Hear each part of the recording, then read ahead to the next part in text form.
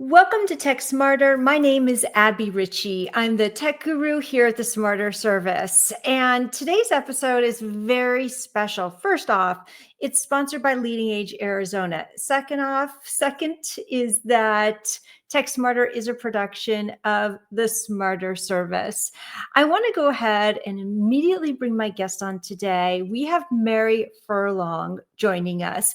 Welcome back to Tech Smarter, Mary. It is an honor to have you here today. Oh, always great to be here with you, Abby. And look, we are Team Pink today, so we are obviously aligned, right? I think with Mary, it's either pink or purple. Is that right? My favorite color, sometimes blue. Yeah. Sometimes blue. Okay. Well, Mary, I'm so honored that you're here. I've had the opportunity of interviewing you several times over the years. And today we're talking specifically about the upcoming Washington, D.C. Longevity Summit. Would you please introduce this summit to our viewers? Well, as we know, in January 2026, the boomers turn 80. So big opportunity, right? And we've been doing this summit, which really focuses on longevity and caregiving, a huge market, for about 7 years. And ARP is our lead sponsor. Smarter Service is one of our sponsors. And, if you want to create value, you have to understand the demographics. You have to understand the technology and AI, and you have to understand the regulatory environment. And this conference bring all those stakeholders together. So we just learned that Dr. Oz will be one of our new keynotes. So we're so excited to have that. We also have a great investor panel, which is looking at the climate today. We have a family office investor. We've got Dan Herman of Ziegler. We've got Mel Barsky from Cabby. Got Primetime Partners and Amelia Hay from the AgeTech Collaborative, and Enable Ventures, all important. We have a pitch room. We've got breakfast tables where you can network. There's only room for 220 people at the press club. I think we have about 15 more seats, a couple of exhibits still available, but an A+ group for sure. It definitely sounds like it. And I want to know, because I was at the Berkeley event and it was wonderful. And I want to know, how does the DC event differ from the Berkeley event? Well, we've been doing the Venture Summit, which we'll do next June, for 23 years. And we really focus deeply on the investment opportunities, the ecosystem, the role of family offices, early stage, late stage, seed investors. This event started out looking at policy issues related to the 63 million people who are caregiving in the US. But if you just follow, as Dan Herman, we interviewed him yesterday, talks about, the tripping point in senior housing, that from 75 to 85, people are now beginning to make that decision to move into senior housing. There are long waiting lines, there are waiting lists. One senior housing community has 1,000 people on the waiting list. We just learned that Arroyo Memory Care is coming to the conference. Dr. Raj Kalra's community, a market-leading memory care community that's physician-led. And so this conference has more government participation. So we have people who, the head of aging, Michelle Branham for the state of Florida. We have the head of aging at HHS. We have the head of innovation at HHS. We have Greg Olson from the state of New York, who's done 32 deals with startup companies.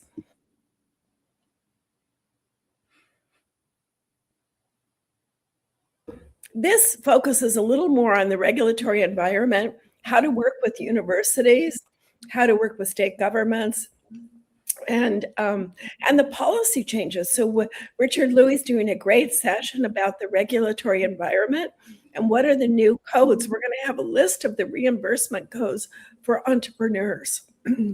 Excellent. Excellent. That those are things that we're talking about internally here at the Smarter Service, some of those codes and how we can apply social isolation and wellness to the type of services that we're providing to help put an end to that with older adults. So thank you for sharing that. Out of everything, and in regards to the innovators, what are you most excited about learning more about? Well, certainly the scaling of companies that are, how do they scale and where are they scaling? Companies like Audion, that's over 100 million, Arizona company, Arizona based in the hearing aid space. But what are the different go-to-market strategies? We have a full day, half day of boot camps on Monday. So what's your go-to-market strategy? How do you drive sales leads with AI? How do you upgrade your executive thought leadership? How do you do PR as a startup company? We've got Jeff Zimmon doing his masterclass in PR. Just an amazing array of boot camps that are very relevant, that we change every 6 months, related to the market today. And then there's the research. What are we learning collectively about the research about the customer? We have then, Nancy Lamont and her wonderful panel is going to sketch out what we know today about the caregiving economy, and what we see are the needs of caregivers. If you have a population turning 80, you're going to have multi-generations of caregivers. And what are the kind of policies we can expect support the needs of family caregivers? Amazing. Mary, if you had to distill down one theme that is central to the summit, what would that be? I would say vitality, innovation, investment. What about just one? I'm kidding. Right? Oh, Okay. Multiple. Obviously, there's multiple themes, right? Well, I was a part of 4 White House conferences on aging for both the Republicans and the Democrats. And so I watched the policy changes throughout the years. One of the state leaders in aging said to me, "You've never done a conference more important than the one you're doing today, this one next week." And that's because we are at a strategic inflection point related to supporting innovators to make changes that can improve the health outcomes of older people and drive down healthcare costs. So how do we help facilitate innovation? So I don't want to choose the word innovation. I don't want to choose the word regulation. I guess I would say talent.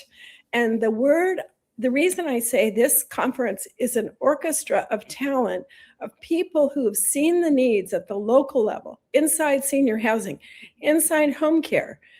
Place for Mom reaches 25 million caregivers. And half those people are using AI to find care. So what are the trends in AI? What are the trends in, who are the market leaders driving the innovation in Arkansas, in New York, in Florida? And then who are these entrepreneurs that are partnering with Carnegie Mellon and George Mason? And how are they de-risking investments by partnering more closely around the needs? So we saw last week with Heather Nowacki of ARP that in the new research they've done, that loneliness is not 35%, it's 40%. And so how do we look at new solutions? You're right with the Smarter Service to look at some of the innovations around social isolation. I think I've been at this for 35 plus years. How do we drive innovation faster? How do we move the needle? I mean, the time is now for this to happen. And I'm just privileged to be a part of it. I'm a professor and an entrepreneur, so I'm all about learning and loving what I do. And we just bring the most talented people together that are it's an orchestra of talent. It really is. In fact, our CEO, Terry Dry, is speaking on one of the panels, and I wanted to ask you about that. So that panel addresses the critical hurdles of adoption and scalability for new age tech solutions. What would you say is one of the most significant non-financial barriers that's preventing cutting edge age tech from entering and scaling the marketplace? I think it's training. I mean, I think that there's going to be regulatory support for caregiver training. I think large corporations like Best Buy that may sell a lot of technology, but not necessarily pair together the health technology with other technologies as they get into the home. So what you and Terry have done with the Smarter Service is really provide the right solution at the right time inside senior housing. And I love that Terry's comment about the average person coming into senior housing is coming in with 9 devices. You better have good food. You better have a light in your senior community, and you better have good tech support, or we're going to go somewhere else. They will go somewhere else. And so that's for those who can get into senior housing. And then there is this affordability gap. And what are we going to do for digital health? I mean, heaven forbid that we have a population that can't access a healthcare portal, not that easy to navigate. And if they don't have digital access because they don't have the technology because they've been downsized, one of the biggest opportunities in the market we'll be looking at next year is the employment of people 55 and up. And, we can't go into applying for a job with a yellow pad anymore. We have to be literate in AI. We have to be computer literate. We have to know how to navigate and work globally with teams. We also have a panel on tariffs. Talk about a hot topic. We've got a great Wall Street Journal reporter, and we have the policy person from the Consumer Technology Association, and we have Ted Fisher from Aegis Innovation talk about an issue that impacts every day. I mean, today we saw a reduction in interest rate. That's a big thing for senior housing. So all of these forces are coming together, and I think longevity really has become an investment thesis. It's become a priority for young people and for older people. So we can all embrace longevity and think about senior housing from the point of view, is this going to be a place that's going to accelerate and facilitate my ability to stay healthy, longer, vital, socially connected, doing purposeful work? I mean, I'm 77. I just got a great doctor's clearance to go to the conference because I feel from dancing on my birthday. Well, we want to dance, we want to prance, we want to live, we want to give back, we want to play, but we also want to contribute. And so I really think that this conference brings all those people together. And the thing about the AgeTech Longevity Network, it's not an industry that keeps secrets from each other. There's a big spirit to share, to open doors, to do networking. And so that spirit carries the day. I love it. And I want to ask you, because you mentioned earlier there are only about 250 seats available at the conference. Is that right? Yes, we are videotaping it, and we're trying to think about what do we do afterward with the video. But once we saw so many stakeholders wanting to come, we thought we better go ahead and do the videotaping. If you are an entrepreneur in this space, or you are a leader in home care or senior housing, you should sign up and come, because you're going to get a Rolodex of people. It's not like 12,000 people at a big conference. You can walk across the room and meet with the state director and say, tell me more about the master plan on aging in Maryland. Or I want to work in Florida where 1 in 6 older people live, or listen to Lori Orlov, a gift of a thought leader who has done a new report on AI and the use there in the future. But I think the biggest aha for me is you're talking about my generation. It's my generation that now is turning 80. And yes, I remember when we were on the cover of 17 magazine when we were 17. Well, now we're 77. And so how do we create this vibrant look at the future? There was only one line that got a standing ovation that I recall at one of the White House conferences on aging, which is older people want a vision of the future, not just a memory of the past. And our generation always thought of themselves as stakeholders, making a difference. They wanted to make their mark. And I think in their 4th chapter, they will make their mark.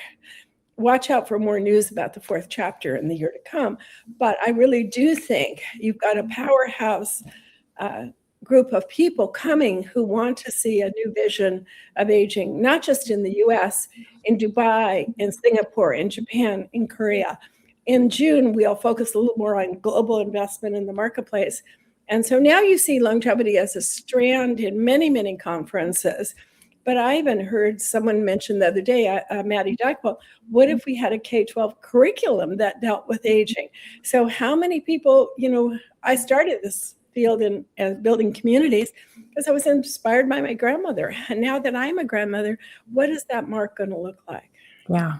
Yeah, absolutely. Loving the legacy leavers here. Mary, for people who want to find out more about the conference, what's the best way for them? I think it's Washington Innovation Summit, and or go to maryfurlong.com and see a link. Try to sign up for our newsletter so you get the e-blast, and just kind of study every picture in the class picture. It's pretty impressive. It really is. Mary, thank you so much for your time today. Thank you for joining us. And for those who are watching us after the fact, thank you for your comments and for your participation. And we will see you all right back here next week for another episode of Tech Smarter. Goodbye. Thanks, Abby.